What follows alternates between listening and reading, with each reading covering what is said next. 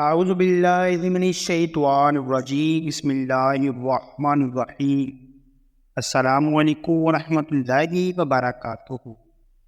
کہتے ہیں چین میں کسی جگہ ایک عورت اپنے اکلوتے بیٹے کے ساتھ دنیا مافیا سے بے خبر اور اپنی دنیا میں مگن خوش و خرم زندگی گزار رہی تھی کہ ایک دن اس کے بیٹے کی اجل آن پہنچی اور وہ اپنے خالق حقیقی سے جا ملا۔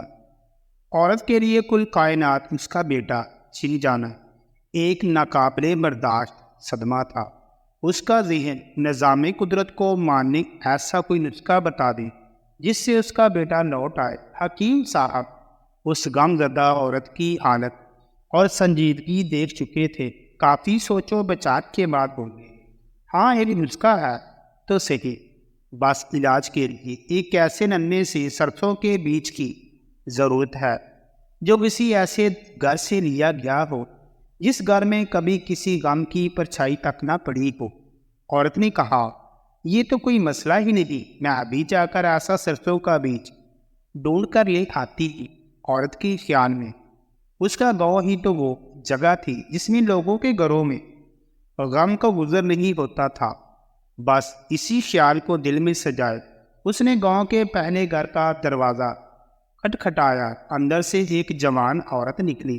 اس عورت نے اس سے پوچھا، کیا اس سے پہلے تیرے گھر نے کبھی غم تو نہیں دیکھا؟ جوان عورت کے چہرے پر ایک تلخی سی نمودار ہوئی اور اس نے درد بھری مسکراہٹ چہرے پر لاتے ہوئے کہا، میرا گھر ہی تو ہے جہاں زمانے بھر کے غموں نے ڈیرے ڈال رکھا ہے۔ پھر وہ بتانے لگی کہ کس طرح سال بھر پہلے اس کے خاوند کا انتقال ہوا جو اس کے پاس 4 لڑکی اور لڑکیاں چھوڑ کر مرا۔ ان کی روزی یا روزگار کا مناسب بندوبست نہیں تھا۔ آج کل وہ گھر کا ساز و سامان بیچ کر مشکلوں سے گزارا کر رہے ہیں، اور بلکہ اب تو بیچنے کے لیے بھی ان کے پاس کچھ زیادہ سامان نہیں بچا۔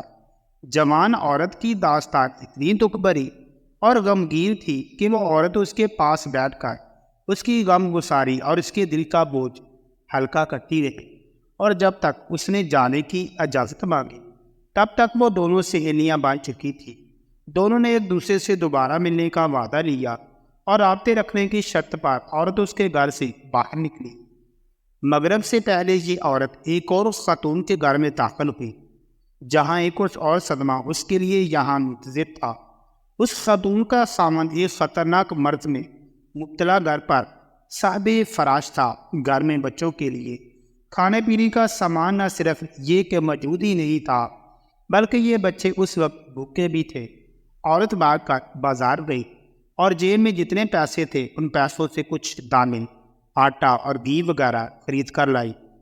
خاتون خانہ کے ساتھ مل کر جلدی جلدی کھانا پکوایا اور اپنے ہاتھوں سے ان بچوں کو شفقت سے کھلایا۔ کچھ دیر مزید دل بہلانے کے بعد ان سب سے اس وعدے کے ساتھ اجازت چاہی کہ وہ کل شام کو پھر ان سے ملنے آئے گی، اور دوسرے دن پھر یہ عورت ایک گھر سے دوسرے گھر اور ایک دروازے سے دوسرے دروازے پر اس امیس گھر مل جائے جس پر غموں کی کبھی پرچھائی بھی پڑی ہو، اور وہ وہاں سے ایک سرسوں کا بیج حاصل کر سکے۔ مگر ہر جگہ ناکامی اس کا منہ چڑھانے کے لیے منتظر رہتی تھی۔ دل کی اچھی یہ عورت لوگوں کی مشکلات، مصائب اور غموں سے متاثر انہی لوگوں کا ایک حصہ بنتی چلی گئی۔ وہ اپنے تئیں ان سب میں کچھ خوشیاں بانٹنے کی کوشش کرتی رہی۔ گزرتے دنوں کے ساتھ یہ عورت بستی کے ہر گھر کی سہیلی بن چکی تھی۔ وہ یہ تک بولتی چلی گئی کہ اپنے گھر سے تو ایک ایسے گھر کی تلاش میں نکلی تھی جس پر کبھی غموں کی پرچھائی نہ پڑی ہو، اور وہاں خوش قسمت لوگوں سے ایک سرسوں کے ایک بیج کا سوال کر کے اپنے غموں کا مداوع کر سکے۔ مگر وہ لاشعوری طور پر دوسروں کے غموں میں شریک ہو کر ان کے غموں کا مداوع بنتی چلی جا رہی تھی۔ بستی کے حکیم نے گویا اسے اپنے غموں پر حاوی ہونے کے لیے ایسا مثالی نسخہ تجویز کر دیا تھا جس میں سرسوں کے بیج کا ملنا تو ناممکن تھا مگر غموں پر قابو پانا ناممکن نہیں تھا۔ یہ قصہ کوئی معاشرتی اصلاح کا نسخہ نہیں ہے بلکہ یہ تو ایک کھلی دعوت ہے، اور اس شخص کے لیے جو اپنی انا کی کھول میں بند دوسروں کے غموں اور خوشیوں سے سروکار رکھے بغیر اپنی دنیا میں گم اور مگن رہتا چاہتا ہے۔ تو سامعین کرام، دعا ہے کہ اللہ تعالیٰ ہمیں اسے سوچنے سمجھنے اور اس پر عمل کرنے کی توفیق عطا فرمائے۔ آمین ثم آمین۔